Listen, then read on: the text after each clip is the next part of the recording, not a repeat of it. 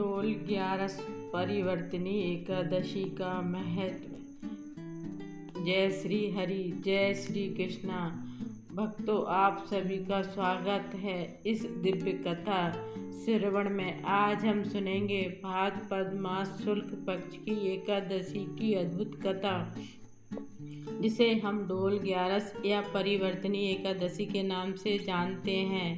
परिचय। भाई और बहनों, सनातन धर्म में एकादशी व्रत को सबसे श्रेष्ठ माना गया है। साल में कुल 24 एकादशियां आती हैं और हर एक का अपना महत्व है। भाद्रपद शुक्ल पक्ष की है एकादशी बहुत विशेष है, क्योंकि आज के दिन भगवान विष्णु क्षीर सागर में योग निद्रा में रहते हुए करवट बदलते हैं। इसी कारण इसे परिवर्तनी एकादशी कहा गया है। और क्योंकि इस दिन भगवान को सुंदर डोल यानी पालने में बैठाकर शोभा यात्रा निकाली जाती है, इसका नाम डोल 11 भी पड़ा गया। कहते हैं, जो भक्त इस दिन व्रत रखता है, कथा सुनता है और भगवान को डोल में झुलाता है, वह सभी पापों से मुक्त होकर विष्णु लोक को प्राप्त होता है। आइए सुनते हैं इस पावन दिन से जुड़ी हुई दिव्य कथा। कथा का आरंभ। राजा बलि का यश। बहुत समय पहले पृथ्वी पर राजा बलि नाम के असुर राज का राज था। हालांकि वह असुर कुल में जन्मा था, परंतु उसका हृदय दया, भक्ति और दानशीलता से भरा हुआ था। उसकी प्रसिद्धि इतनी बढ़ गई कि देवता भी उससे भयभीत हो उठे। एक दिन उसके गुरु शुक्राचार्य ने कहा, राजन, तुम्हारी दानशीलता और सामर्थ्य के कारण त्रिलोक पर तुम्हारा अधिकार हो गया है, किंतु सावधान रहो। देवता अब तुम्हारे खिलाफ कोई उपाय जरूर करेंगे। बलि मुस्कुराया और विनम्रता से बोला, गुरुदेव, मुझे किसी प्रकार की कोई भय नहीं है। यदि देवता भी मुझसे कुछ मांगेंगे तो मैं उन्हें भी दे दूंगा, क्योंकि दान देना ही मेरा धर्म है। देवताओं की प्रार्थना और विष्णु का वामन अवतार। देवता परेशान थे। वे इंद्रदेव के नेतृत्व में क्षीर सागर पहुँचे और भगवान विष्णु से प्रार्थना करने लगे, प्रभु, असुर राज बलि इतना शक्तिशाली हो गया कि हमें स्वर्गलोक से भी निकाल दिया है।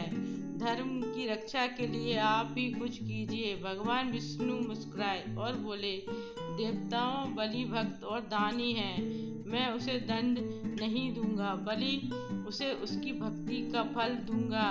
उसके साथ लीला करके उसका अहंकार दूर करूंगा। तभी भगवान ने वामन अवतार धारण किया। एक तेजस्वी छोटे कद के ब्राह्मण बालक का रूप, हाथ में कमंडल, छत्र, जनेऊ और पैरों में खड़ाऊ पहने बावन भगवान बलि की यज्ञशाला में पहुँचे।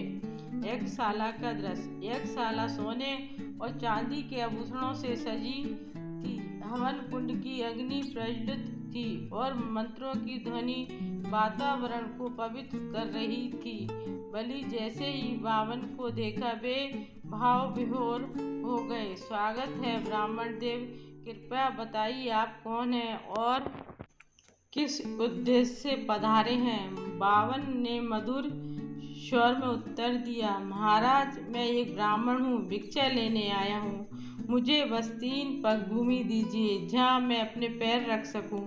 बलि हंसते हुए बोले, इतनी छोटी सी भिक्षा? मेरे पास असीमित संपत्ति है। आप चाहें तो सोना, चांदी, गाय, रथ या राज मांग सकते हैं। बावन बोले, राजन, जिसे संतोष नहीं उसके लिए संपूर्ण संसार भी कम है।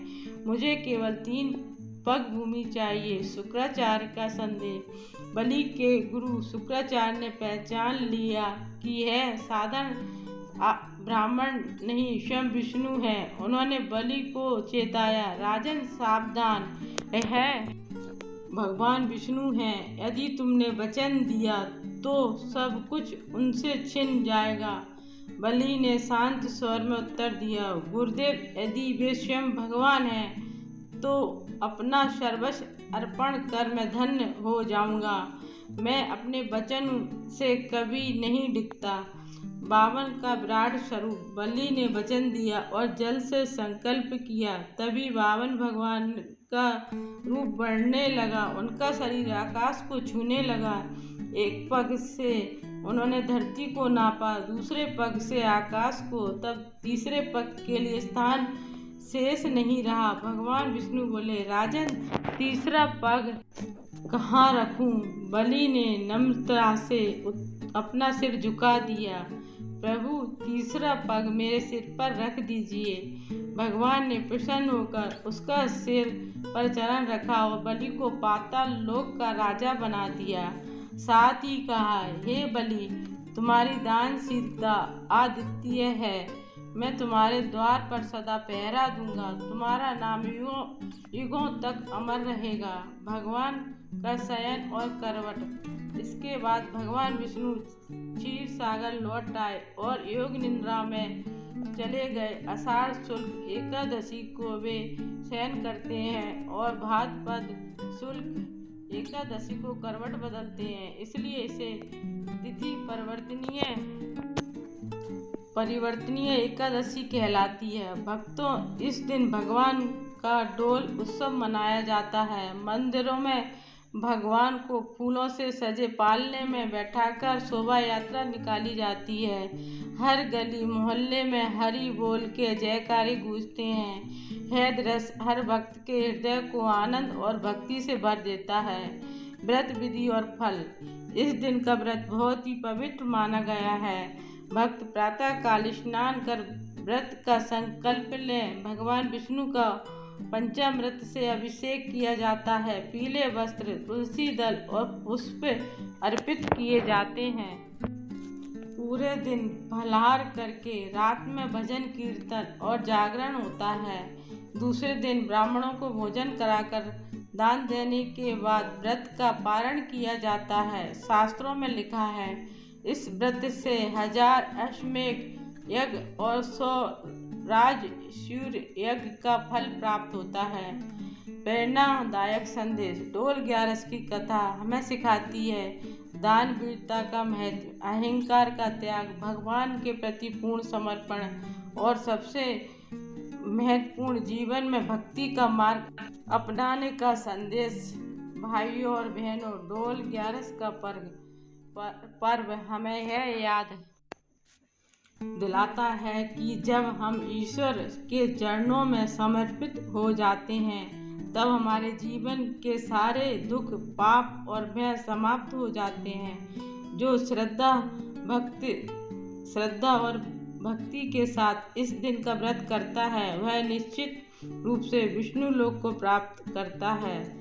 समापन। आज का है पावन दिन भगवान विष्णु के डोल उत्सव का प्रतीक है। आइए हम सब मिलकर भक्ति का दीप जलाएं, व्रत रखें, कथा सुनें और दूसरों को प्रेरित करें। जय श्री हरि, जय श्री कृष्णा। प्लीज़ मेरे चैनल को लाइक एवं सब्सक्राइब करें। धन्यवाद।